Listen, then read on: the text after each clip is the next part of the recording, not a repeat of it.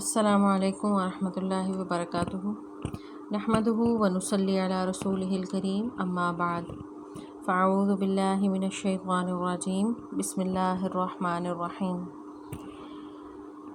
واو اور نبئہم انہیں خبر دیجئے، عن بارے میں، ضیفی مہمان، ابراہیم کے۔ نبأ کہتے ہیں خبر کو، جیسے کہ سورۃ 30 پارے کی پہلی سورت ہے سورۃ نبأ، عما یتساءلون عن النبأ العظیم، کہ یہ پوچھتے ہیں آپ سے بہت بڑی خبر کے بارے میں۔ تو اسی سے ہی انبیاء بھی ہے، یعنی انبیاء چونکہ اللہ تعالیٰ کا پیغام لے کر آتے ہیں، خبر لے کر آتے ہیں، تو نبئ خبر دیں ہم ان کو، کنہیں؟ مشرکین مکہ کو۔ اس سے قبل میں نے بتایا کہ یہ سورت جو ہے مکی سورت ہے، اور اس سورہ میں اللہ تبارک و تعالیٰ نے مشرکین مکہ کو توحید اور رسالت کے دلائل دینے کے بعد جنت اور جہنم کا تذکرہ کیا، اور اس کے بعد اب جو ہے کچھ سابقہ اقوام کے واقعات بیان کر کے ان کو حق کی طرف بلانے کی دعوت دی جا رہی ہے۔ تو اس کے لیے جو ہے رسول اللہ صلی اللہ علیہ وسلم سے مخاطب ہو کر کہا جا رہا ہے کہ ان مشرکین کو خبر دیں۔ اس سے پہلے جو آیت نمبر 49 میں بھی ہم نے پڑھا کہ اللہ تعالیٰ نے فرمایا کہ نبئ عبادی، کہ آپ میرے بندوں کو خبر دیں، انی انا الغفور الرحیم، کہ میں بخشنے والا رحم کرنے والا ہوں۔ کیونکہ اس سے قبل جہنم کا تذکرہ تھا، جہنم کے دروازوں کا تذکرہ تھا، عذاب کا تذکرہ تھا، تو یہ نہ ہو کہ لوگ مایوس ہی ہو جائیں اور جو ہے وہ حق کی طرف نہ آئیں، تو انہیں جو ہے امید پیدا کی جا رہی ہے کہ اپنے رب کی طرف دوڑ آئیں، گناہوں کی وجہ سے جو ہے اگر شرمندہ ہیں تو اللہ سے معافی مانگیں، اور اللہ تعالیٰ بخشنے والا رحم کرنے والا ہے۔ لیکن اس کے ساتھ ساتھ یہ بھی پتہ ہونا چاہیے کہ اللہ کا عذاب جو ہے وہ بھی بڑا سخت ہے، اس لیے اس کے عذاب سے ڈریں اور اس کی خوشنودی اور اس کی رضامندی کے لیے کوشش کریں۔ یہ بات کرنے کے بعد آیت نمبر 51 سے آگے جو ہے کچھ اقوام کے تذکرہ جو ہے موجود ہے اس سورہ میں۔ تو سب سے پہلے ابراہیم علیہ السلام کا تذکرہ یہاں پر کیا جا رہا ہے، ایک واقعہ ذکر کیا جا رہا ہے جس میں انہیں جو ہے بڑھاپے میں بیٹے کی ولادت کی خوشخبری جو ہے فرشتوں کے ذریعے دی گئی۔ تو یہ واقعہ اس سے قبل سورہ ہود میں بھی ہم پڑھا ہے، وہاں بھی مختصراً جو ہے یہ بیان ہوا۔ اس سورہ میں بھی اسی طرح ہی یہی واقعہ مختصراً بیان کیا جا رہا ہے۔ ابراہیم علیہ السلام کو کے پاس جو ہے فرشتے انسانی شکل میں آئے تھے، تو انہیں آ کر انہوں نے بیٹے کی بشارت دی تھی۔ تو نبی اکرم صلی اللہ علیہ وسلم سے کہا جا رہا ہے کہ آپ ان مشرکین مکہ کو خبر دیں، عن بارے میں، ضیف جو ہے مہمان کو کہتے ہیں، ضعفہ یضیفو سے ہے، یعنی اس کا معنی ہوتا ہے مائل ہونا۔ تو مہمان جو ہے چونکہ وہ مائل ہو کر، یعنی کسی کی طرف اس کو انٹرسٹ ہوتا ہے اور وہ اس کی طرف اس سے ملنا چاہتا ہے، اسی لیے آتا ہے، تو اسی لیے اس کو ضیف کہا جاتا ہے۔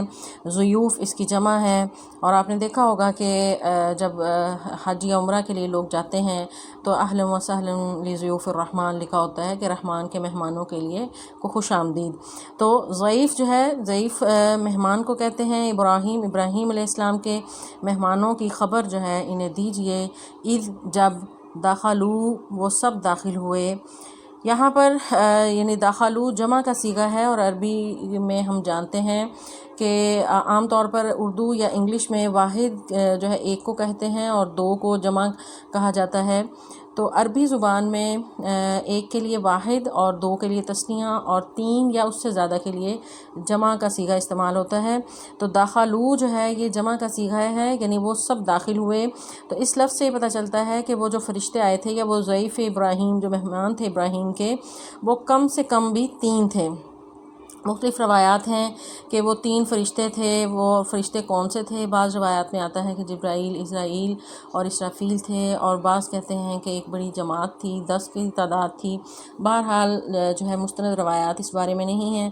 تو فرشتوں کی جو ہے ایک جماعت تھی، اور وہ ابراہیم علیہ السلام کے پاس بیٹے کی خوشخبری لے کر آئے تھے۔ اذ دخلوا جب وہ سب داخل ہوئے، علیہ اس پر، فقالوا تو انہوں نے کہا، سلاماً سلام، قالا تو اس نے کہا، یعنی ابراہیم نے کہا، انا بے شک ہم منکم تم سے، وجلون سب ڈرنے والے ہیں۔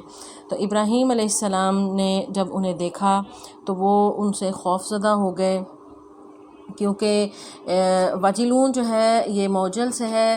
موجل کہتے ہیں نشیبی گڑے کو، یا پھر جو ہے یعنی ایسے خوف کو جو دل کے اندر ہی اندر جو ہے وہ موجود ہو اور انسان اس کا اظہار نہ کرے، یعنی لرز جائے، ایسا کوئی خوف ہو جس سے لرز جاتا ہے.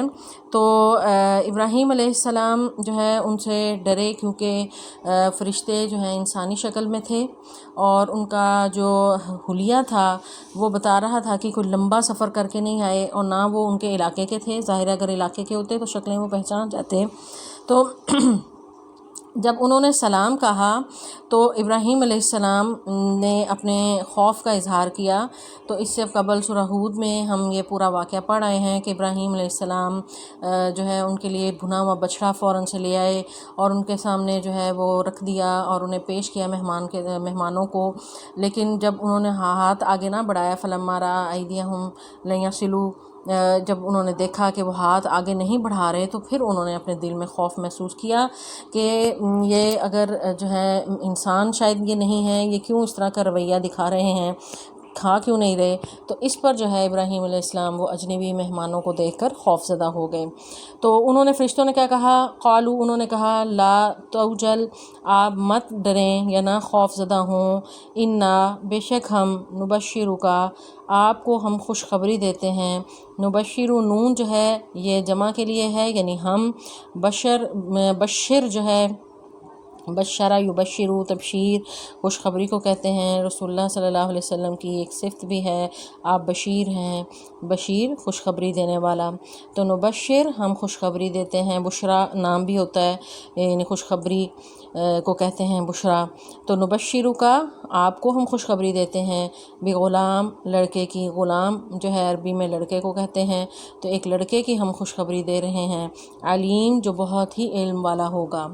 تو ابراہیم علیہ السلام کو جو ہے وہ خوشخبری دی جا رہی ہے ایک بیٹے کی، اور بیٹا بھی صرف یعنی یہ نہیں کہ بیٹے کی خوشخبری ہے، ساتھ یہ بھی بتایا جا رہا ہے کہ بہت ہی علم رکھنے والا بیٹا ہے. اور یہ بیٹا جو ہے در حقیقت یعنی دیگر مقامات سے اگر ہم پڑھیں تو یہ بیٹا ہے اسحاق علیہ السلام ہیں، ان کی خوشخبری اللہ تبارک و تعالیٰ یہاں پر دے رہے ہیں. ابراہیم علیہ السلام جو ہے ایک طویل عمر تک ان کے ہاں اولاد نہیں ہوئے، تو اللہ سے بہت زیادہ دعا کیا کرتے تھے. تو اب بڑھاپے میں یعنی اتنی عمر میں آ کر جو ہے انہیں خوشخبری جب دینے فرشتے آئے تو اس پر ان کا جو ہے وہ تعجب کا اظہار انہوں نے کیا اور وہ حیران بھی ہوئے. اور یہ بیٹے کی بشارت جو ہے وہ دی اسحاق کی. اور اس کے علاوہ ابراہیم علیہ السلام کے دو بیٹے جو ہیں وہ نبی تھے، اسماعیل علیہ السلام اور اسحاق علیہ السلام. تو یہاں پر جس بیٹے کی خوشخبری دی جا رہی ہے وہ اسحاق علیہ السلام کی دی جا رہی ہے کہ فبشرناہ بغلام علیم، یعنی ہم نے اسے علم والے بیٹے کی خوشخبری دی. تو جہاں پر اسماعیل علیہ السلام کی خوشخبری دی جا رہی ہے وہاں پر فرمایا گیا ہے کہ فبشرناہ بغلام حلیم، کہ ہم نے اس کو خوشخبری دی ایک بردبار بیٹے کی. تو اسماعیل علیہ السلام کی صفت جو ہے یہ بتائی گئی کہ وہ حلیم ہوں گے، اور اسحاق کی جو ہے وہ یہ صفت بتائی گئی کہ وہ علیم بیٹا جو ہے وہ آپ کو اللہ تبارک و تعالیٰ عطا کرنے والے ہیں. تو ابراہیم علیہ السلام کو اس بات کی خوشخبری دی جا رہی ہے. قالا، تو اس نے کہا کیا بشرتمونی، تم مجھے خوشخبری دیتے ہو، علی پر، ان یہ کہ مسنیہ مجھے پہنچا، الکبرو بڑھاپا، فبما تو کس بات کی، تبشرون تم خوشخبری دیتے ہو. یعنی کہ عام جو ہے یہ بات سمجھنے والی ہے کہ جوانی میں جب اولاد نہیں ہوئی تو اب اس بڑھاپے میں آ کے، یعنی روایات میں آتا ہے کہ وہ 90 سال عمر تھی، اور بعض جو ہے اس سے بھی زیادہ بتاتے ہیں. تو اس عمر میں آ کے مجھے بیٹے کی بشارت جو ہے وہ دی جا رہی ہے، تو اتنے بڑھاپے میں فبما تبشرون، یہ کس بات کی تم خوشخبری دے رہے ہو. یعنی اس میں تعجب کا اظہار جو ہے ابراہیم علیہ السلام کر رہے ہیں. یہ تعجب ہے، یہ مایوسی نہیں ہے، کیونکہ آگے جا کے اس کی وضاحت ہو رہی ہے. قالو، انہوں نے کہا بشرناک، ہم تجھے خوشخبری دیتے ہیں، بالحق، حق بات کی، فلا تکن، تو نہ ہوں آپ، من القانتین، نا امید ہونے والوں میں سے. قانتین جو ہے قاف نون طا اس کا روٹ ورڈ ہے. قانتا کہتے ہیں یعنی بالکل مایوس ہو کر بیٹھ جانا.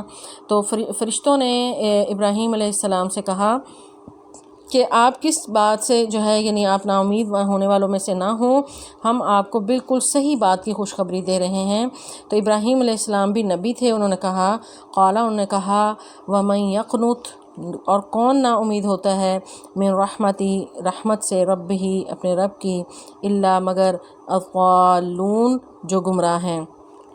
یعنی انہیں پتہ تھا کہ میرا رب تو جو چاہے وہ کر سکتا ہے، اس کے لیے تو کن کہنا ہے اور فیکون وہ ہو جاتا ہے۔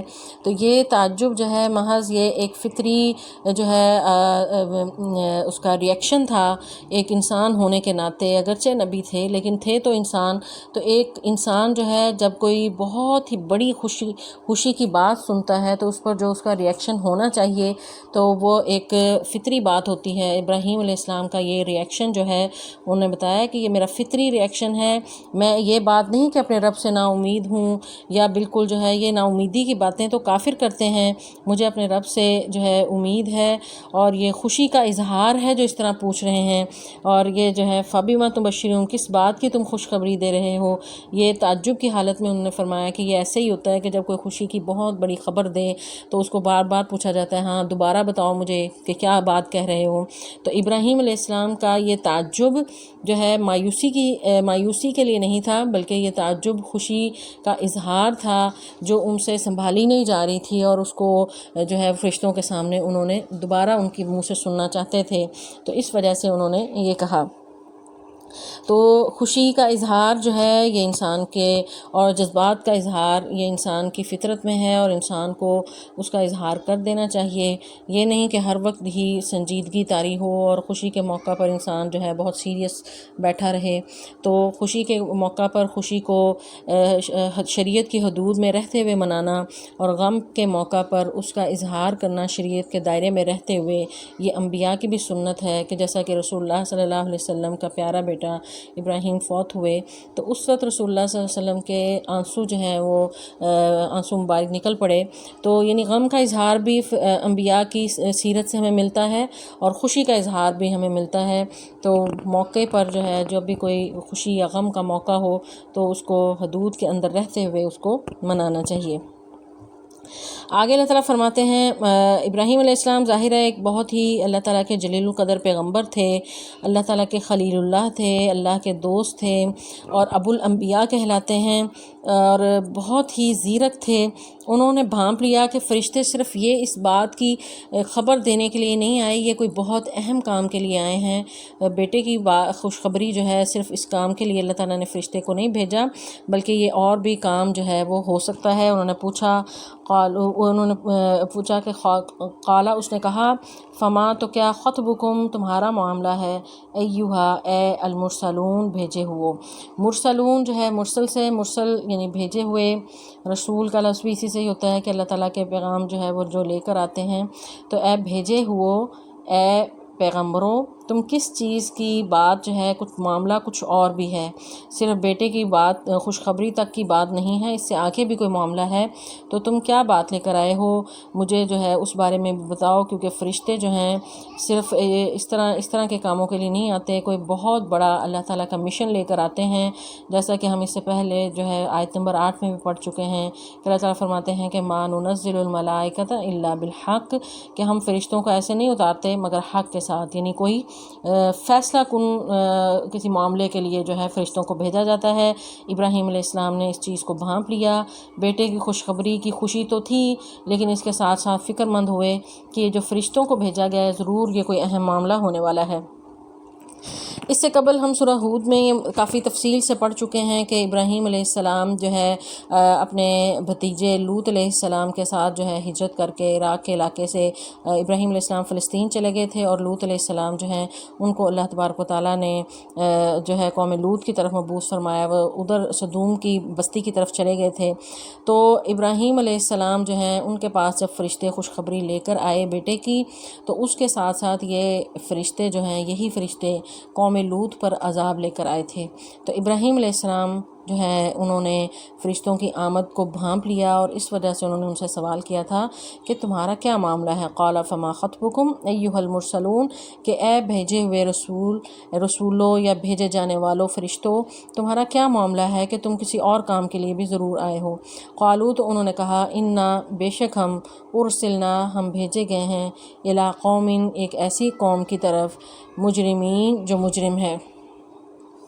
تو مجرموں کی قوم کی طرف ہم بھیجے گئے ہیں، مجرموں کو سزا دینے کے لیے، ان کو مزہ چکھانے کے لیے جو ہے ہم بھیجے گئے ہیں۔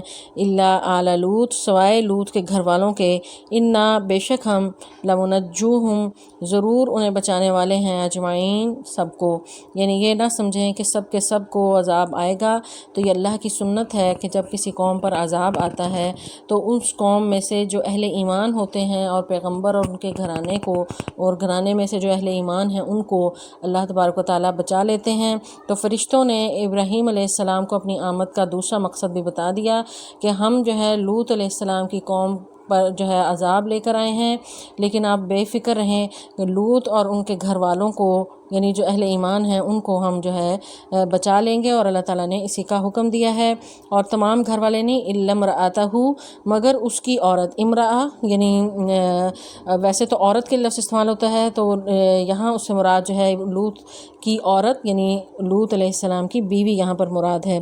منجو جو ہے منجی سے ہے، نون جیم واو اس کا روٹ ورڈ ہے۔ تو انہوں نے کہا کہ ہم ضرور جو ہے وہ بچانے والے ہیں، اجمعین، لوط کے گھر والوں کو، سوائے اس کی بیوی کے، قدرنا، ہم نے طے کر دیا، انہا، بے شک وہ، لامن الغابرین، البتہ وہ پیچھے رہ جانے والوں میں سے ہے۔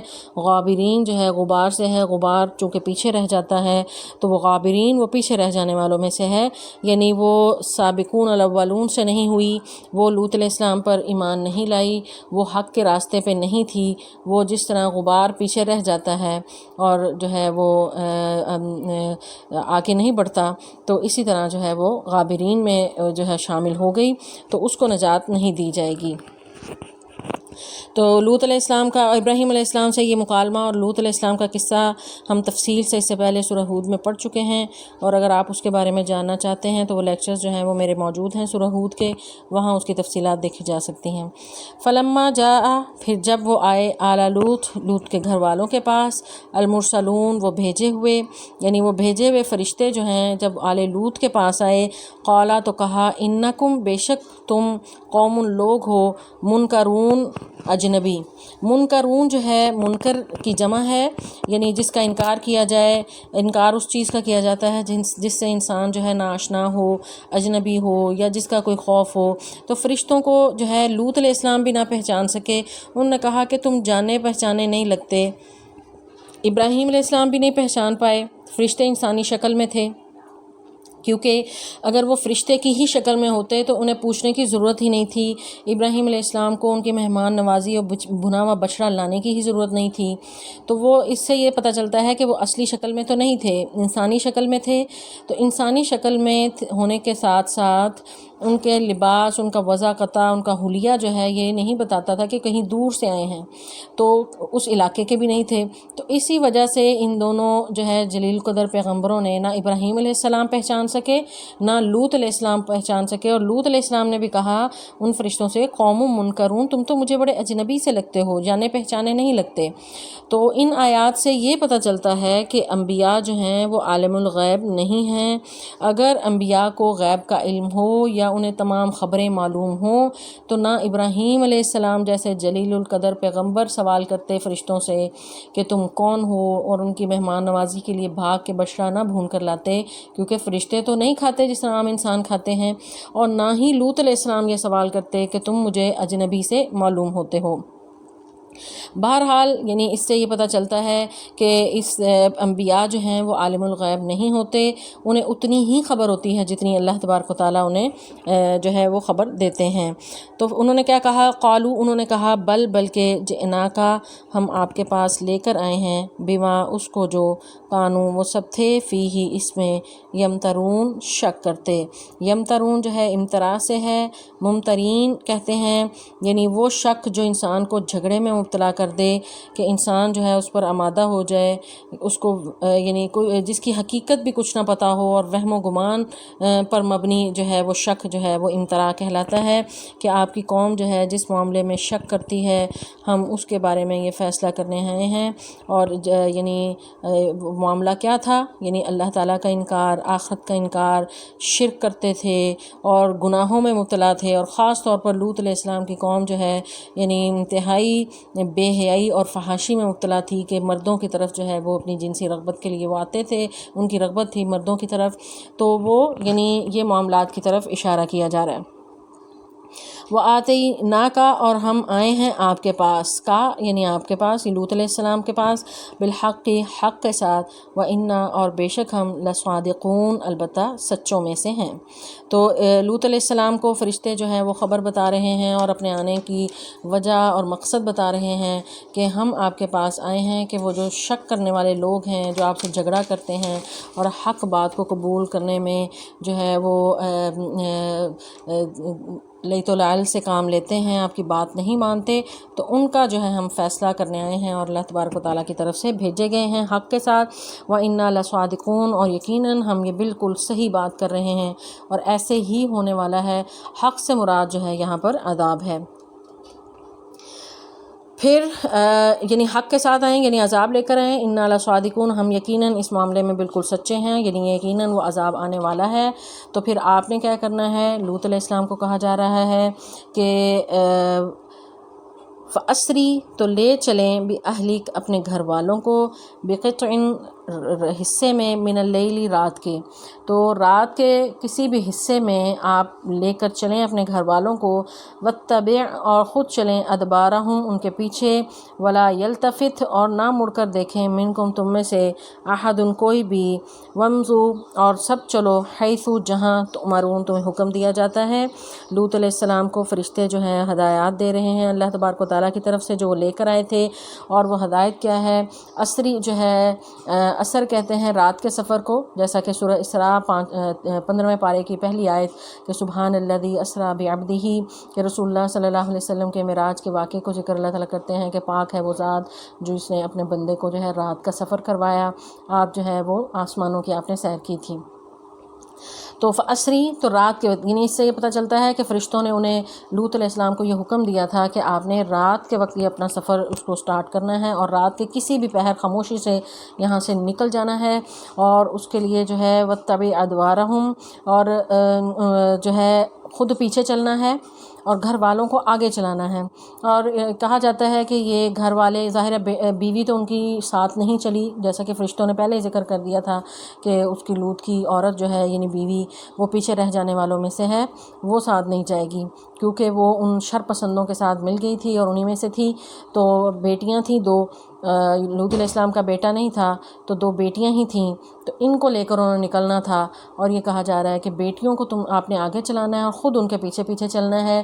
یہاں پر جو ہے سفر کا ایک اصول پتہ چل رہا ہے کہ جو بھی قائد ہو یا رہنما جو سفر میں ساتھ رہنمائی کر رہا ہے، اس کو ہمیشہ جو ہے وہ اپنے قافلے کے پیچھے پیچھے رہنا چاہیے تاکہ کوئی چیز رہ جائے یا کوئی بندہ جو ہے وہ پیچھے نہ رہ جائے، یا کوئی اگر کچھ گر جائے کسی کا، یا کوئی جو ہے اگر سست رفتار ہو یا تھک جائے تو تمام معاملات کے بارے میں اس کو علم ہو۔ تو لوط علیہ السلام کو کہا جا رہا ہے کہ اپنے گھر والوں یعنی اپنی دونوں بیٹیاں جو ہیں ان کو آگے آگے چلانا ہے، آپ نے پیچھے پیچھے چلنا ہے۔ یعنی اس سفر میں دو طرح کی رہنمائی جو ہے کی جا رہی ہے، ایک تو رات کے وقت نکلنا ہے، دوسرا آپ نے اپنے گھر والوں کے پیچھے پیچھے چلنا ہے، تیسرا یہ کہ پیچھے مڑ کے دیکھنا نہیں ہے۔ پیچھے مڑ کے دیکھنے سے منع کیوں کیا گیا؟ ولا یلتفت یعنی پیچھے مڑ کر نہ دیکھیں، کیونکہ پیچھے جو ہے ایک تو یہ ممکن ہے کہ پیچھے اس قوم پر ان کے نکلتے ہی بہت بڑا چونکہ عذاب آنے والا تھا کہ پیچھے مڑ کر اگر دیکھیں تو ہو سکتا ہے کہ وہ اتنا خوفناک عذاب دیکھ کر جو ہے اپنے ہوش کھو بیٹھیں۔ دوسرا یہ بھی ہو سکتا ہے کہ جس جگہ انسان عرصہ دراز سے رہ رہا ہو تو بار بار پیچھے مڑ کے دیکھنے سے ہو سکتا ہے کہ دل میں یہ خواہش پیدا ہو جائے کہ واپس وہاں پر چلا جائے۔ تو اس جو اٹیچمنٹ جو ان کی وابستگی تھی اس کو جو ہے یعنی اس کو دیکھتے ہوئے انہیں یہ حکم دیا جا رہا تھا کہ پیچھے مڑ کے دیکھنا ہی نہیں، آپ نے تیز تیز قدموں سے اس علاقے کو چھوڑ چھوڑ دینا ہے اور کدھر گئے. یہ اس کے بارے میں جو ہے مختلف مفسرین نے مختلف مقامات بتائے ہیں کہ ومضوا اور چلو. بعض کہتے ہیں کہ اردن کی طرف گئے، شام کی طرف گئے. قرآن چونکہ اس معاملے میں جو ہے وہ نہیں بتایا کہ کون سے ملک کی طرف گئے. بہرحال اللہ تعالیٰ نے یہاں پر یہی کہا ہے کہ حیث تمارون، جہاں تمہیں حکم دیا جا رہا ہے تم اس کی طرف چلو. تو رسول اللہ صلی اللہ علیہ وسلم نے بھی اس کا کوئی جگہ کا نہیں اس کے بارے میں بتایا کہ وہ کدھر کو گئے تھے. تو بہرحال جو ہے یعنی جس طرح قرآن ہمیں بتا رہا ہے کہ جس جگہ اللہ نے حکم دیا تھا لوط علیہ السلام اس طرف ہی اپنے ساتھی کو یعنی اپنے گھر والوں کو لے کر وہاں کی طرف چلے گئے. وقضینا، اور ہم نے فیصلہ کر دیا، الیہ اس کی طرف، ذالکا اس کے، الامر بات کا، انا کہ بے شک، دابرہ جڑ، ہاؤلائی ان سب کی، مقطوع کاٹ دی جائے گی، مصبحین صبح ہونے سے پہلے. یعنی اس سے پتہ چلتا ہے کہ ان کی جڑ جو ہے اس قوم کی، قوم لوط کی ہلاکت کا وقت جو مقرر کیا وہ صبح کا وقت ہے. اس سے پہلے سورہ ہود میں ہم تفصیل سے یہ واقعہ پڑھ آئے ہیں. وہاں پر بھی اللہ تعالیٰ نے ہود 81 میں اللہ نے ذکر فرمایا کہ ان موعدہم الصبح الیس الصبح بقریب، کہ ان کے ساتھ وعدے کا وقت جو ہے وہ صبح کا ہے. تو کیا صبح کا وقت قریب نہیں ہے؟ یعنی یہ رات کے وقت انہیں نکلنے کا کہا، صبح ہی ان پر عذاب آ گیا اور صبح کا وقت جو ہے ان کے لیے مقرر کر دیا گیا تھا عذاب کا وقت. تو صبح کا وقت کیوں مقرر کیا گیا؟ حالانکہ صبح کا وقت جو ہے بڑا برکت والا وقت ہوتا ہے، نئے دن کا آغاز ہوتا ہے، انسان بہت خوشی سے اٹھتا ہے اور پورے دن کی پلاننگ کرتا ہے. تو یہ اس بدبخت قوم پر وہ جو اگلا دن چڑھنے والا تھا، ان کی بدبختی کا سامان لے کر آنے والا تھا. تو اللہ تعالیٰ نے فرمایا کہ اس قوم کا یہ فیصلہ ہو چکا ہے، ہم یہ فیصلہ اس بات کا کر چکے ہیں کہ ان سب کی جڑ کاٹ دی جائے گی صبح ہونے سے پہلے، یعنی صبح ہوتے ہی. وجاء اور آئے، اہل المدینہ شہر والے، یستبشرون وہ بہت خوش ہو رہے تھے. اب یہ تو فرشتے لوط علیہ السلام کو بتا رہے تھے کہ پلاننگ کیا ہے، کس طریقے سے آپ نے یہاں سے نکلنا ہے اور ان لوگوں پر عذاب کس وقت جو ہے وہ آئے گا. تو لوط علیہ السلام کے پاس وہ موجود تھے، وہ فرشتے مہمان کے طور پر آئے تھے، انسانی شکل میں آئے تھے. تو اس قوم کے بارے میں تفصیل سے ہم پڑھ چکے ہیں کہ وہ بہت ہی بدبخت تھے، بدفعلی کرتے تھے، لڑکوں کی طرف، مردوں کی طرف جو ہے وہ اپنی جنسی جذبات کی تسکین کے لیے وہ راغب ہوتے تھے. تو انہیں جب یہ خبر ملی کہ یہاں پر لوط کے گھر کچھ لڑکے مہمان آئے ہیں تو وہ جو ہے وہ لپک پڑے اس کی طرف، بہت ہی خوش ہوئے. اور اس میں یہ یعنی بعض روایات میں آتا ہے کہ ان کو، وہ تو بہت فرشتے انتہائی رازداری سے آئے تھے، خاموشی سے لوط علیہ السلام کے گھر آئے تھے. تو باہر خبر کس نے دی؟ تو وہ ان کی بیوی نے دی تھی. اسی لیے وہ غابرین میں سے، پیچھے رہ جانے والوں میں سے تھی. اسی لیے وہ بدبخت عورت جو ہے وہ ان کے ساتھ مل گئی تھی اور گھر کی باتیں جو ہے وہ باہر اس نے نکالی. اور وہ لوگ جو ہے وہ قوم ویسے ہی وحشی تھی اور وہ لوط علیہ السلام کے گھر کی طرف چڑھ دوڑی. اہل المدینہ سے مراد یعنی شہر والے، اور وہ شہر صدوم کی بستی تھی، اس کی مرکزی بستی، اس کے ساتھ ساتھ دوسری بستیاں بھی تھیں. تو وہ یہ سب لوگ جو ہیں وہ ان کی طرف، لوط علیہ السلام کے گھر کی طرف بہت خوش ہو کے دوڑے. قالا تو کہا، انا بے شک، کہا لوط نے، انا بے شک، ہاؤلائی یہ سب، ضیفی میرے مہمان ہیں، فلا تفضحون تو مجھے نہ ان کے سامنے ذلیل کرو. یعنی جب وہ اس برائی کے ارادے سے لپکے ان کی طرف تو لوط علیہ السلام سخت پریشان ہوئے. تفضحون جو ہے فا غاد ہا اس کا روٹ ورڈ ہے، یعنی کسی کے عیب بیان کرنے کو کہتے ہیں یا ذلیل کرنا دوسروں کے سامنے. تو لوط علیہ السلام نے ان کے سامنے یہ منت کی کہ مجھے میرے مہمانوں کے سامنے رسوا نہ کرو، نہ مجھے ذلیل کرو ان کے سامنے. واتقوا اللہ، ڈر جو اللہ سے، ولا تخزون اور نہ میرے رسوائی جو ہے وہ کرو. تخزون جو ہے خا زا یا اس کا روٹ ورڈ ہے، خزی کہتے ہیں، یہ بھی رسوائی کے لیے استعمال ہوتا ہے. تو لوط علیہ السلام نے انہیں ایک تو معاشرتی لحاظ سے انہیں ایک جو ہے وہ سکھانا چاہا کہ تمہیں یہ اس بات کا خیال رکھنا چاہیے کہ میرے مہمانوں کے سامنے مجھے ذلیل نہ کرو. دوسرا انہیں دینی لحاظ سے بھی انہیں اللہ کا خوف دلوانا چاہا کہ دنیاوی لحاظ سے بھی تمہیں ڈرنا چاہیے، اور اگر تم جو ہے تھوڑا دین کی رمق تمہارے اندر موجود ہے یا اللہ کا ڈر ہے تو مجھے جو ہے اس طرح میری لوگوں کے سامنے، مہمانوں کے سامنے رسوا نہ کرو، نہ اس طرح کا کام جو ہے وہ کرو جس طرح وہ لپکتے آ رہے تھے اور وہ بار بار مطالبہ کر رہے تھے کہ ان لڑکوں کو ہمارے حوالے کرو تاکہ ہم جو ہے وہ اپنی جو وہ کرنا چاہتے تھے وہ کریں. قالو انہوں نے کہا، اولم کیا نہیں، ننہا کا ہم منع کر چکے ہیں، عن العالمین سارے جہان سے.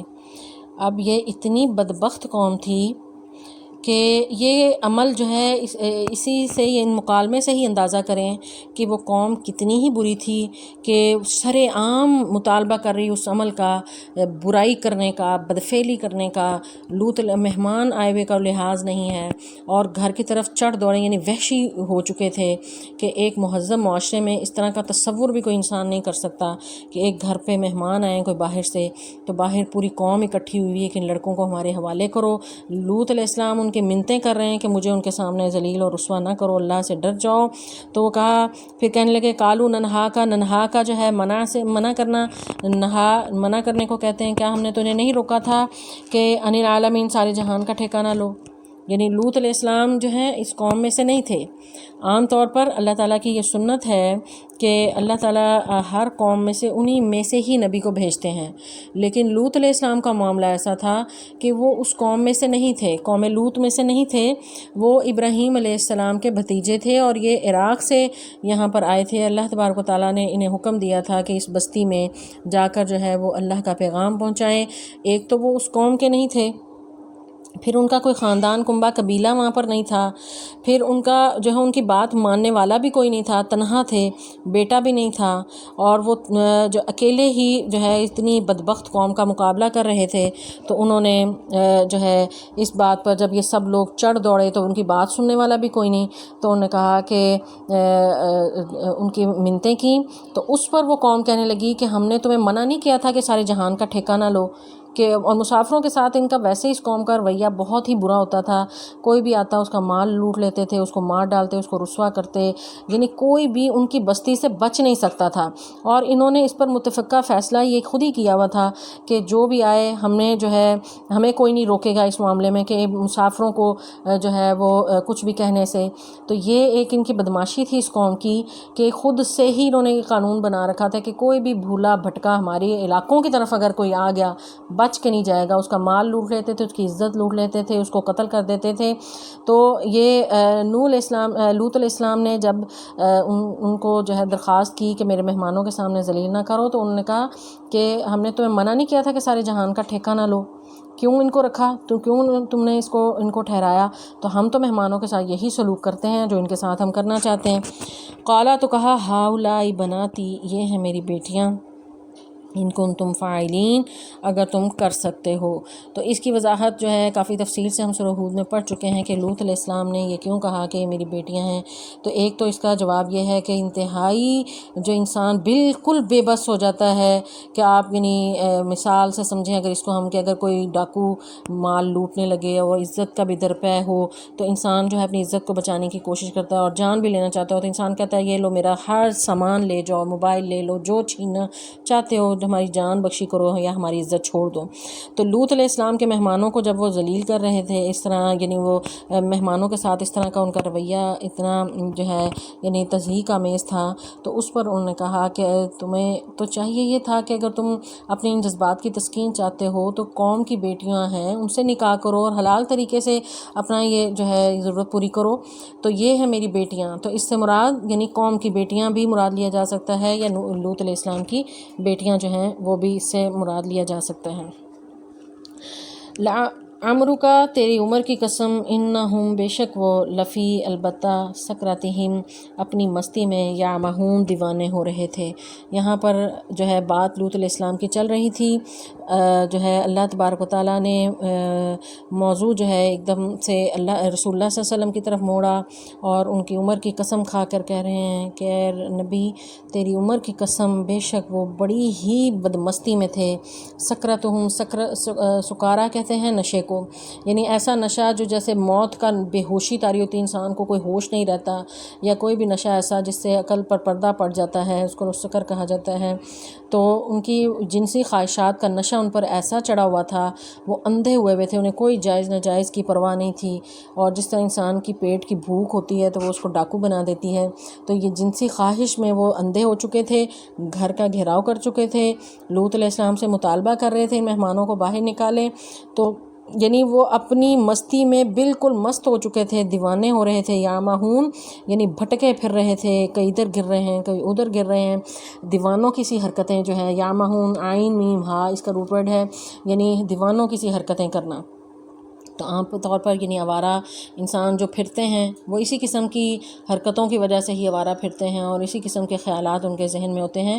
تو لوط علیہ السلام کی قوم جو ہے وہ بھی اسی جو ہے یعنی جنسی جذبات کی تسکین کے لیے اور لوٹنے کے لیے جو ہے وہ بالکل بے ہوش ہوئی ہوئی تھی، نشے کی حالت میں تھی کہ انہیں بالکل ہوش نہیں تھی کہ وہ کر کیا رہے ہیں۔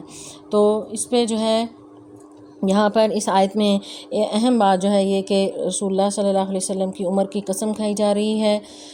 قسم جو ہے وہ گواہ بنایا جاتا ہے۔ اللہ تبارک و تعالیٰ تو قسم کھا سکتے ہیں، رسول اللہ صلی اللہ علیہ وسلم کی عمر کی قسم کھا رہے ہیں، اور اس کے علاوہ اور بھی کئی مقامات پر قسمیں، والعصر زمانے کی قسم کھائی، اور کئی قسمیں ہیں، لیکن مخلوق کے لیے جو ہے یعنی اس بات کی اجازت نہیں کہ وہ کسی اور کی قسم کھائے۔ کہ رسول اللہ صلی اللہ علیہ وسلم کی صحیح حدیث ہے کہ آپ نے فرمایا کہ تم پر جو ہے اپنی ماں اور باپوں کی قسم کھانا یا اپنے بتوں کی قسم کھانا جو ہے یہ بالکل بھی جائز نہیں ہے۔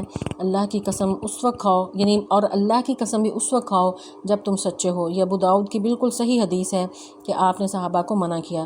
ایک دفعہ حضرت عمر رضی اللہ تعالیٰ عنہ نے اپنے باپ کی قسم کھائی تو آپ نے اس پر منع کیا اور کہا کہ اللہ تبارک و تعالیٰ نے باپوں کی قسم کھانے سے منع کیا ہے۔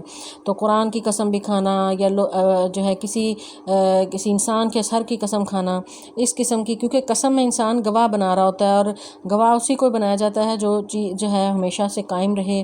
اللہ تبارک و تعالیٰ کی تو یہ تمام مخلوق ہے، اللہ کا معاملہ اور ہے، لیکن مخلوق کو اس چیز کی اجازت نہیں ہے کہ وہ جو ہے مخلوق میں سے کسی کی قسم کھائے۔ تو قسم میں جو ہے اللہ تبارک و تعالیٰ کو ہی گواہ بنایا جا سکتا ہے، اللہ کے ناموں کی، اللہ کی قسم جو ہے وہی کھائی جا سکتی ہے۔ تو آگے اللہ تعالیٰ فرماتے ہیں فَأَخَذَتْهُمْ، تو انہیں پکڑ لیا، الصَّيْحَةُ، چیخ نے، مشرقین، سورج نکلنے کے ساتھ ہی۔ الصیحہ جو ہے وہ اس سے پہلے وضاحت ہم کر چکے ہیں کہ چیخ کو کہتے ہیں۔ چیخ کا عذاب جو ہے اللہ تعالیٰ نے پہلے ان پر بھیجا، اس قوم پر اللہ تعالیٰ نے وہ عذاب نازل کیا کہ جو اس سے پہلے دنیا میں کبھی کسی قوم پر نہیں آیا۔ عذاب وہ مختلف نوعیت کا تھا، صرف یہ ایک چیخ کا عذاب نہیں تھا، اس کے علاوہ بھی ان پر عذاب آئے۔ سورہ ہود میں بھی ہم یہ تفصیلاً دیکھ چکے ہیں، تو یہاں پر بھی اللہ تبارک تعالیٰ نے عذاب کا ذکر کیا ہے کہ وہ کون کون سا آیا۔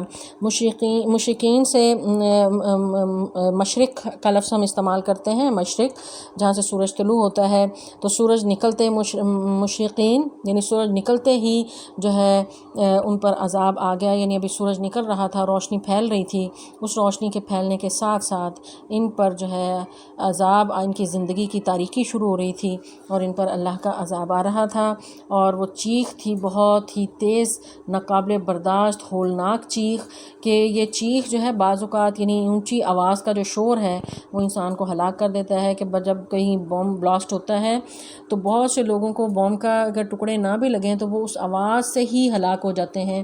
تو یہ آواز جو ہے ایسی پیدا کی گئی کہ جو بالکل ناقابل برداشت تھی کہ ان کے کلیجے پھٹ گئے۔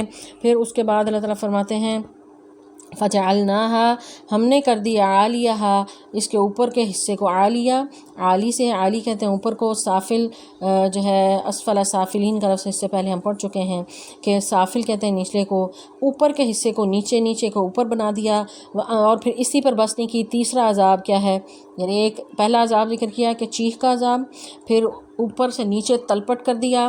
تیسرا عذاب کیا، وَأَمْطَرْنَا، اور ہم نے بارش برسائی، علیہم ان پر، حجارتاً پتھر کی، من سجیل، کنکر کے۔ سجیل جو ہے یعنی ایسے پتھر کو کہتے ہیں جو مٹی، گیلی مٹی ہو اور اس کو پھر پکا کے جو ہے سخت پتھر جو بن جاتا ہے، کنکر جسے کہتے ہیں۔ تو کنکر قسم کی جو پتھریاں تھیں یہ نشان زدہ تھیں۔ اللہ تعالیٰ نے ایک اور جگہ ذکر کیا کہ وہ نشان زدہ، یعنی ایک ایک بندے کا نام ان پتھروں پہ لکھا تھا اور وہ ڈائریکٹ اسی شخص کو جا کر لگتی تھی۔ تو یہ ان پر عذاب ہے، اور صرف اس پر نہیں ہوا، بس نہیں کی، اس کے علاوہ بھی ان پر عذاب ہے۔ دیگر مقامات پر ذکر ہے کہ وہ علاقہ جو ہے وہ دھنس گیا، اور یہ وہ علاقہ ہے جہاں پر آج یہ ڈیڈ سی یا بحر مردار موجود ہے، وہ سارے اس کے اندر دھنس گئے، پانی میں غرق ہو گئے۔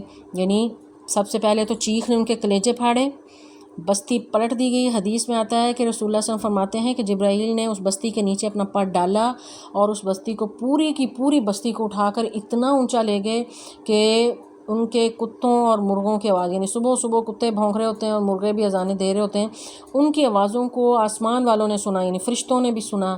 اتنی اوپر لے جا کے ایسے پٹخ دیا گیا جیسے یعنی کوئی چیز اٹھا کر اوپر سے پھینک دی جاتی ہے۔ اللہ تعالیٰ فرماتے ہیں والمؤتفقات اہوا، یعنی ان کو بستیوں کو اوپر سے اٹھا کر جو ہے وہ نیچے پھینک دیا گیا، دے مارا گیا۔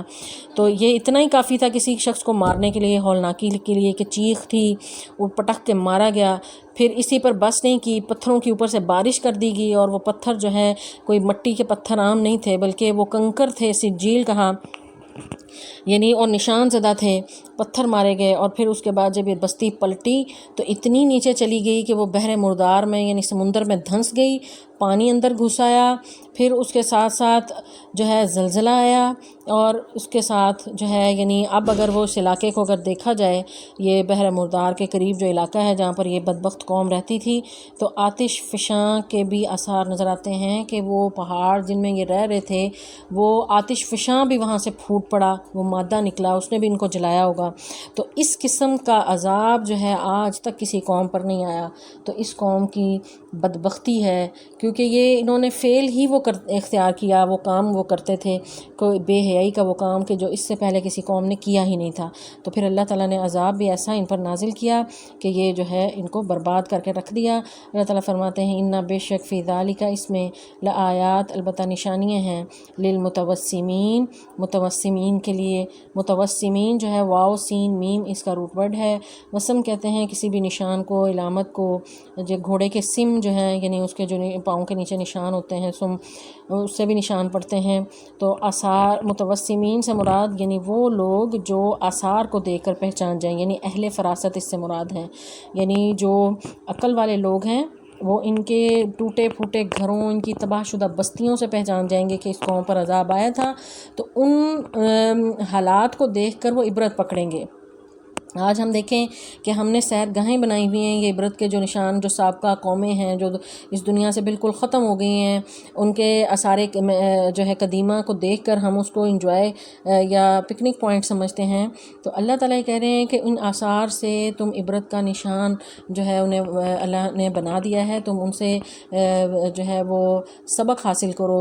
قوم فرعون تھی یا مصر کے اہرام ہیں، ہمارے اپنے ملک میں جو ہے مونجو داڑو اور مختلف جو پچھلی قومیں بستی تھیں، ان کے جو ہے وہ باقیات موجود ہیں، تو ان سے ہمیں عبرت حاصل کرنی چاہیے کہ یہ بھی تو اتنے ترقی یافتہ لوگ تھے، تو آج یہ نہیں رہے۔ تو اگر ہم نے بھی یہی طرز عمل اختیار کیا، اللہ کی ناراضگی کے کام کیے، تو ہم بھی کہیں عبرت کا نشان نہ بنے۔